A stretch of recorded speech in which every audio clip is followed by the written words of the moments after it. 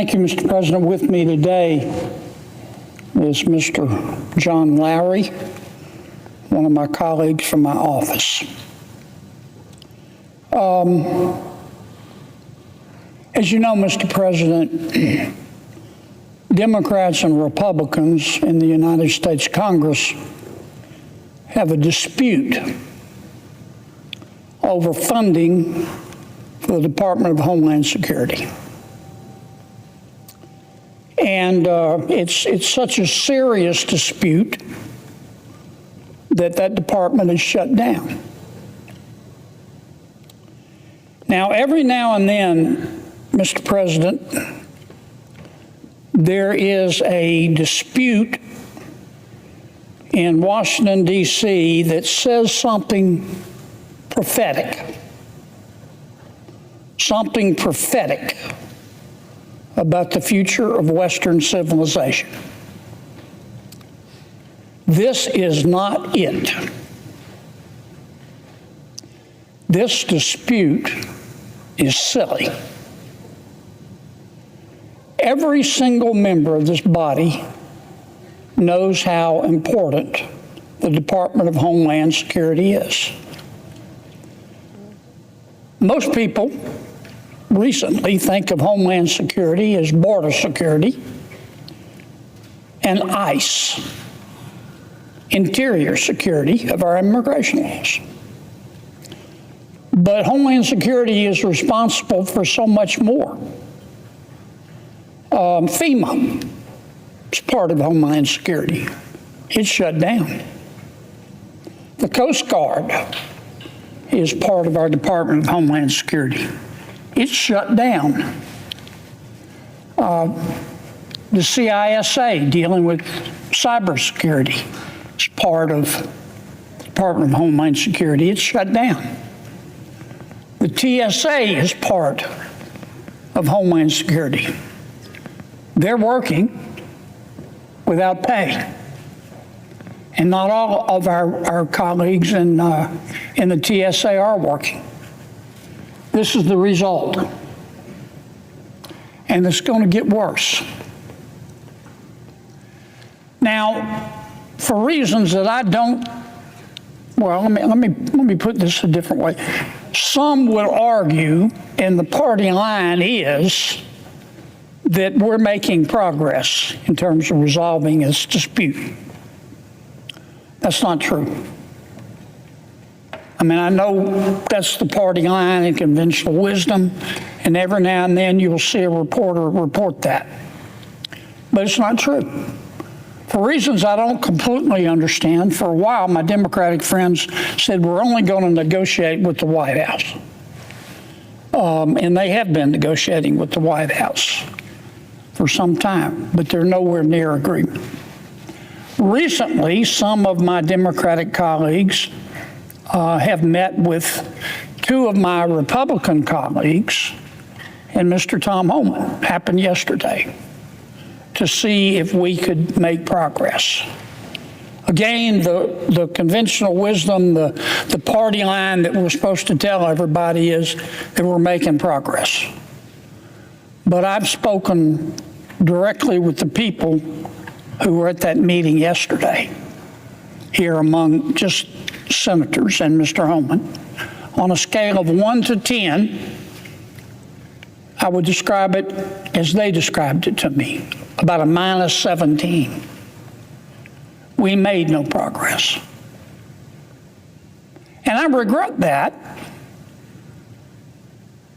but I understand it.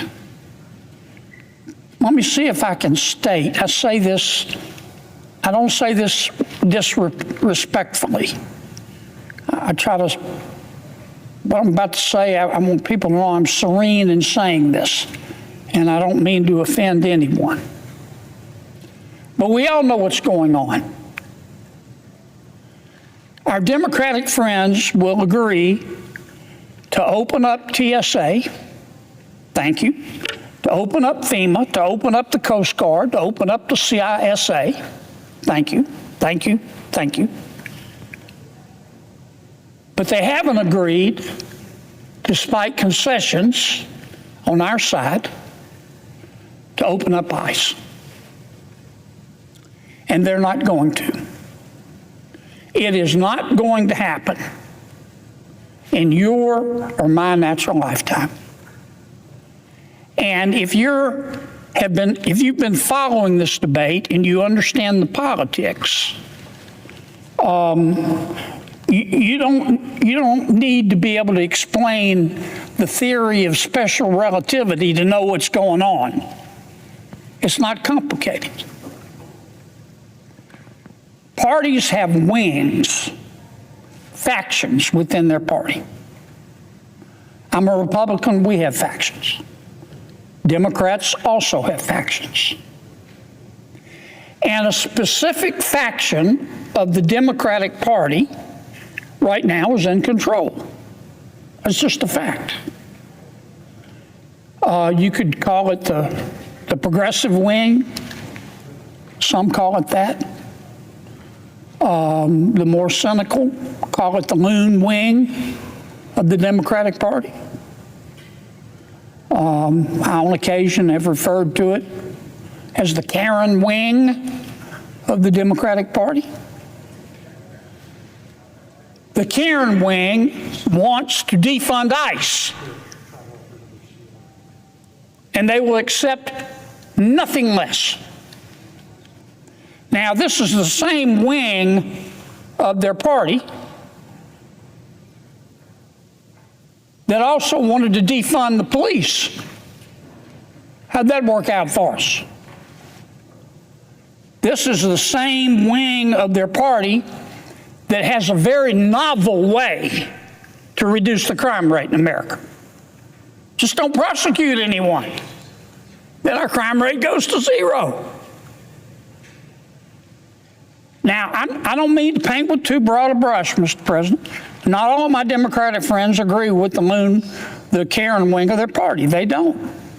Just not all Republicans are part of the factions in my party. But it is a fact that the Karen wing of the Democratic Party is in ascendancy, and it is firmly in control. And any Democrat, we all know this, that agrees to any kind of compromise with respect to ICE is going to be punished to the rest of their natural lives. They can't do it, and they're not going to. Now, we can keep having meetings and discussing it. We've been doing it for weeks. Most of these meetings could easily be accomplished with an email.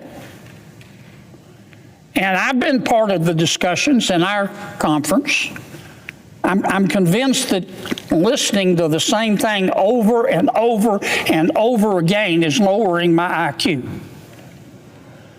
When we know that nothing is going to resolve this, because my Democratic friends politically can't agree to a compromise about ICE. So here's what I think we ought to do.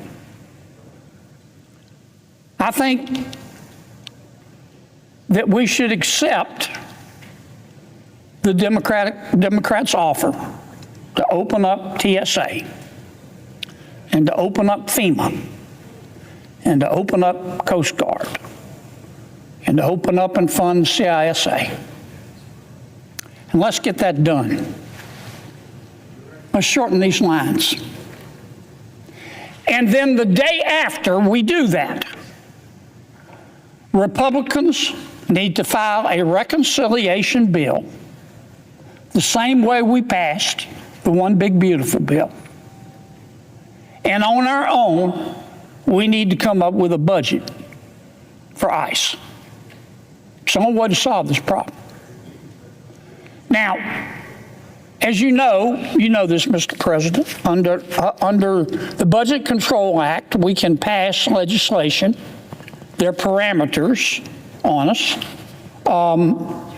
that only requires 51 votes. That's how we pass One Big Beautiful bill. Under the rules, we're allowed to do 2 more reconciliations. So we have 2 bullets left. For reasons that I don't completely understand, I'll strike that. I think I do understand. I just don't agree with them. Some on my side are reluctant to do any more reconciliations. And they're hard. Okay, I know, they're hard. They're hard for my Democratic friends when they do it. They're hard for us when we do it. You know, that's what we were sent here for, is to do hard things. I mean, med school is hard, but we still have a lot of great doctors. We ought to do our job. That's the only way I can see that we're going to be able to break the stalemate. So let me say it again, what I would do if I were king for a day. I'm not, and I don't aspire to be. I would accept my Democratic friends' offer to immediately open up the TSA, FEMA, Coast Guard, CISA, every part of the Department of Homeland Security except ICE. I would stop looking reality in the eye and denying it, and accept the fact that my Democratic colleagues, because of their internal politics, will never be able to reach an agreement with respect to ICE.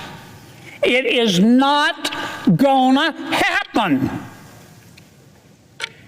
In the meantime, these lines get longer. So once we confect that agreement with our Democratic colleagues, the very next day, we start a resolution in the Budget Committee, and we do a second reconciliation bill, and we fund ICE and border security, what's still shut down, in Homeland Security like we want to. I would welcome my Democrats to work with us on a bill, but they're not.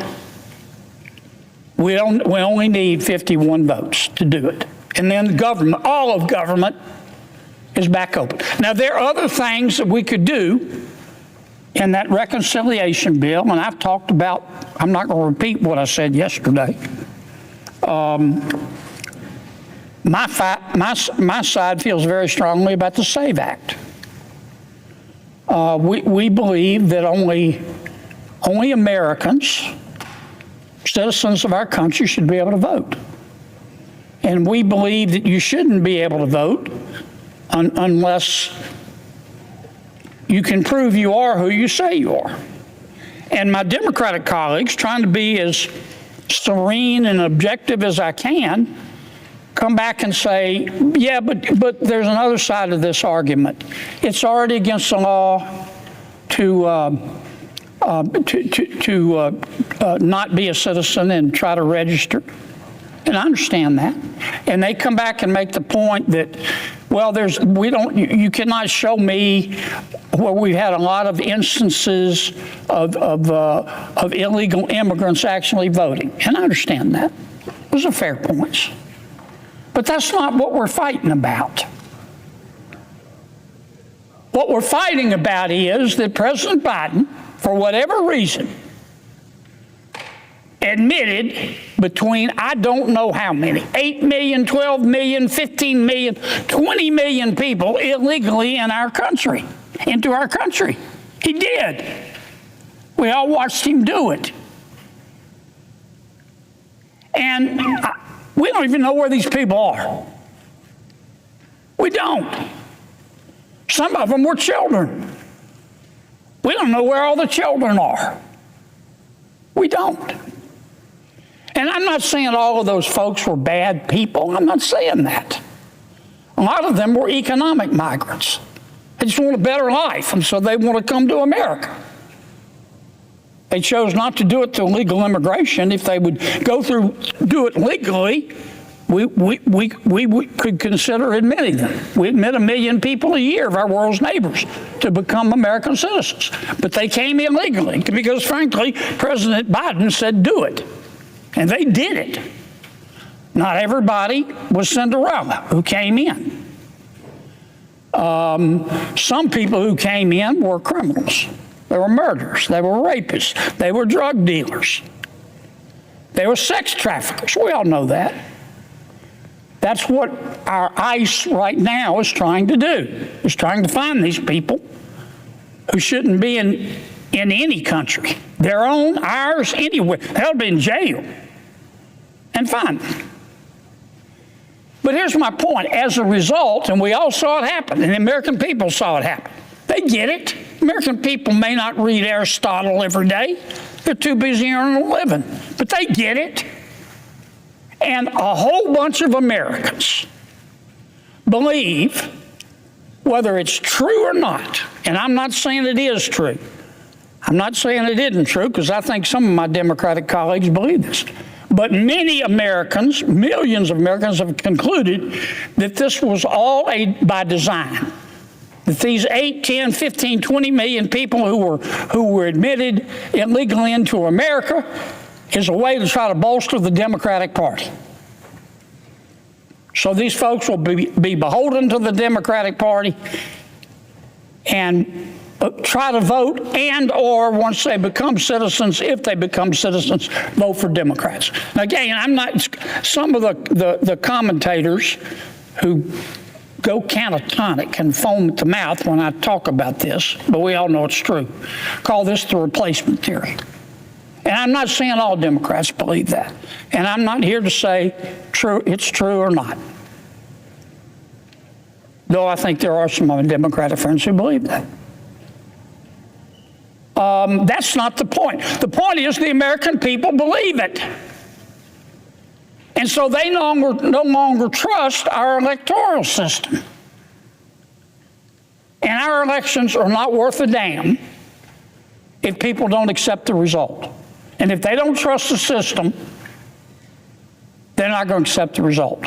And that's why we're moving the SAVE bill, the SAVE Act. I support it unconditionally. We're going to have difficulty passing it. That much is clear.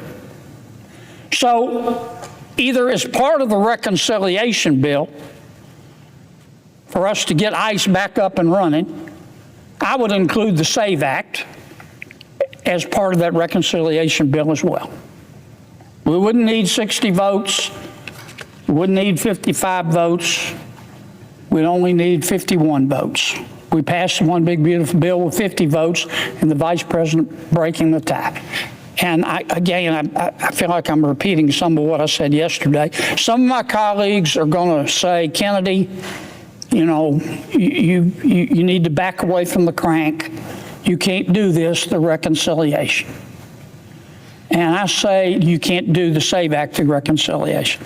And I tell them I've been here 10 years. And we can do what the parliamentarian says we can do. And I have seen measures get approved under the Budget Control Act, we call it a bird bath, get approved that I thought didn't have a chance. And I've seen others not get approved that were slam dunks. As I said, I'm in the minority on this, even among my Republican colleagues. I don't mean this to sound bad, but sometimes the majority just means all the fools are on the same side. I'm not calling my colleagues fools, but I am saying this is worth a try. I'd go get a really smart lawyer and ask them to help us craft a SAVE Act that can survive a bird bath. And I would do those two things in reconciliation, or at least open up ICE through reconciliation. We won't need to do it with Democratic support. I've been thinking about this for a while. Senator Cruz talked about this eloquently, much more eloquently than I can at our luncheon yesterday. I hope Ted will come down and share with you at some point his thoughts on it. He's one of he and I see Senator Cornyn here. They're two pretty smart lawyers that could help us craft something. And I just wanted to come spend a few minutes offering my point of view on that, Mr. President. And I thank you for hearing me out and being serene and patient and all that other good stuff. With that, I yield the floor.